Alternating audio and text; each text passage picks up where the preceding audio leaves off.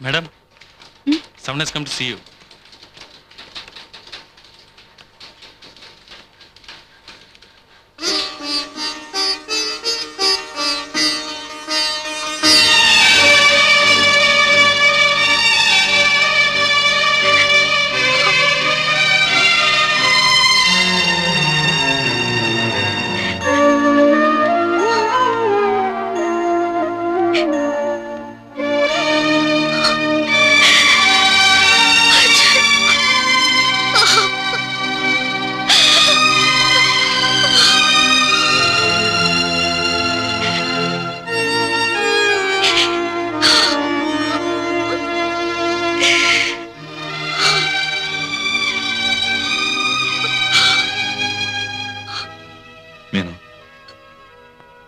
அம்மாவும் தங்கச்சி எங்க?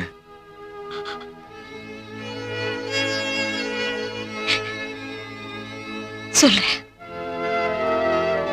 உங்களை அரெஸ்ட் பண்ண 3வது நாள் அம்மா என்னை தேடிக்கிட்டு பத்திரிக்கை ஆபீஸ்க்கு வந்தாங்க. உங்களை எப்படியாவது பார்க்கணும்னு சொன்னாங்க. நான் என்னால முடிஞ்ச வரைக்கும் முயற்சி பண்ணி பார்த்தேன். உங்களை பார்க்கவே முடியல. நீங்க எங்க இருந்தீங்கன்னு தெரியல. ரொம்ப கவலையோட அம்மா திரும்பி போயிட்டாங்க. அடுத்த நாள் நான் உங்க வீட்டுக்கு ஃபோன் பண்ணேன். யாருமே ஃபோனை எடுக்கல. நான் நேரா வீட்டுக்கே போனேன். வீடு பூட்டி இருந்தது. பக்கத்துல இருந்தவங்க கிட்ட அம்மாவையும் உமாவையும் பத்தி கேட்டேன். யாருக்கும் ஒரு விவரமும் தெரியல. அவங்க போற எல்லா இடத்துலயும் தேடி பார்த்தேன். போலீஸ்லயும் ரிப்போர்ட் பண்ணேன். எந்த பிரயோஜனமும் இல்லை. 2-3 நாள் கழிச்சு பத்திரிக்கை ஆபீஸ்க்கு ஒரு ரிப்போர்ட் வந்துச்சு. ஊருக்கு வெளியில ரயில்வே ட்ராக்ல ஊரு தெரியாத நிலையில 50 வயசுல ஒரு அம்மாவும் 20 வயசுல ஒரு பொண்ணுமா 2 பொண்ணுங்களும்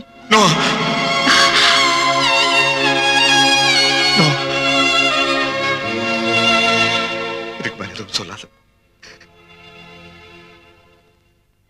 தாங்கிக்க முடியாது.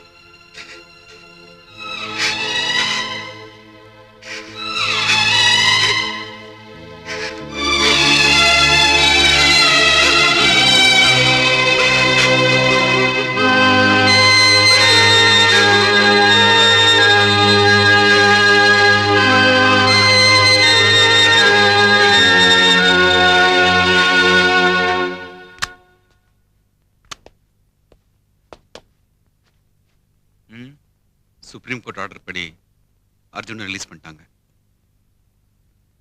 சரியான தடயங்கள் இல்லாம ஒருத்தனை ஜெயிலில் வச்சுக்கிறது இபிகோ செக்ஷன்.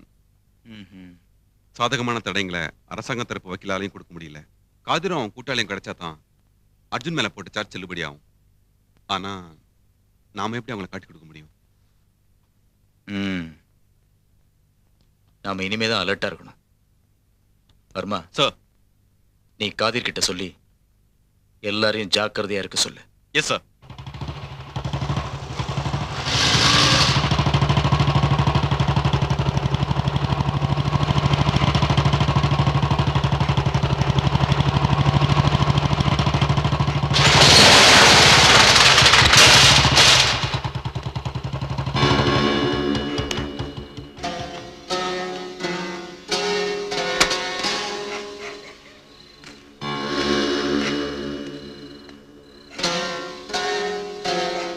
என்ன காதர்?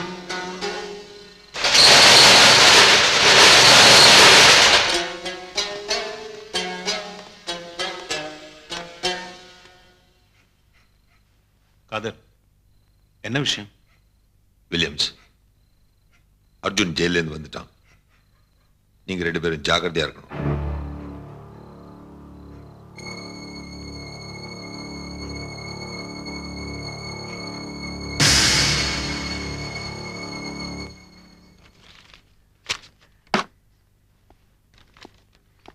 அர்ஜுன்,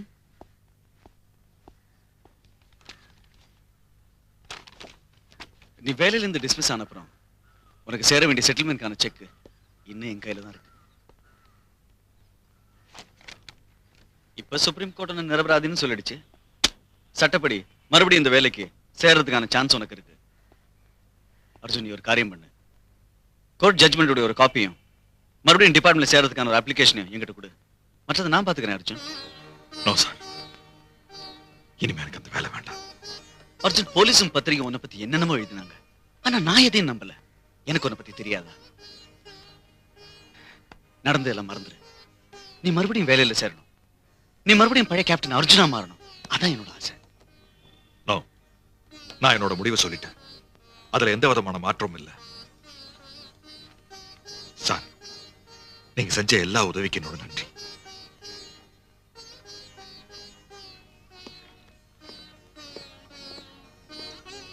அர்ஜுன், ஒரு விஷயம் சொல்ல மறந்துட்டேன்.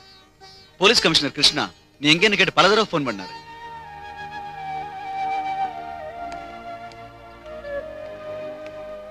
வீட்டுல யாருமே இல்ல. வேலைக்காரன் சமயக்காரன் எல்லாமே நான் தான். இந்தா சாப்பிடு. ஏன்பா நின்றுட்டே இருக்க? உட்காரு. உங்ககிட்ட சில விஷயங்கள் கேட்கணும். அதுக்காகத்தான் நீங்க வர சொன்ன. நெருப்பு இல்லாம புகையாது.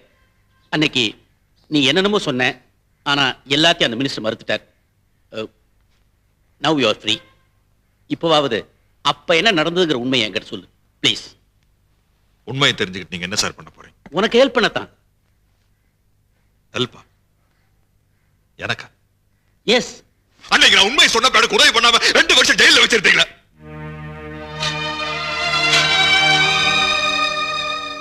அங்க நான் அனுபவிச்ச சித்திரவதையும் கொடுமையும் இருக்கேன். அப்ப எங்க சார் போச்சு உதவி? சொந்த மகன் இந்த நிலைமைக்கு ஆளாயிட்டானே, நொந்து வேதனைப்பட்டு எங்க அம்மாவை என் தங்கச்சி தற்கொலை பண்ணிட்டு செத்துட்டாங்க சார். அவங்களோட உயிர் உங்களால திருப்பி தர முடியுமா சார்? வேண்டாம் சார், உங்களோட எந்த விதமான உதவியும் எனக்கு வேண்டாம். ஏற்கனவே ஒரு பெரிய மனசு செஞ்ச உதவியினால்தான் இன்னைக்கு நான் இந்த நிலைமைக்கு ஆளாயிருக்கேன். இருக்கலாம். அதுக்காக எல்லாரும் எப்படி நினைக்காதப்பா. நான் பெரிய யோகியன்னு சொல்லிக்கவில்லை. ஆனா எனக்கு கொஞ்சம் மனசாட்சி இருக்கு. எல்லாம் முடிஞ்சதுக்கு அப்புறம் மனசாட்சியை பத்தி பேசி என்ன சார் பிரயோஜனம்?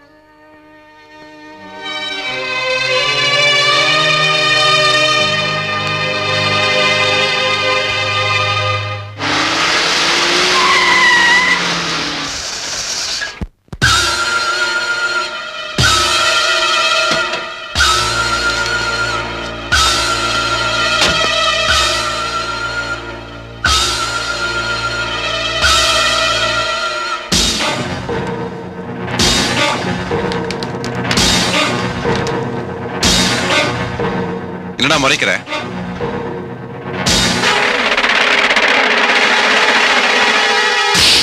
ரெண்டு வருஷம் ஜெயில இருந்த உன் திமிரானுங்களையா? Mister Varma. Yes sir. Please come in.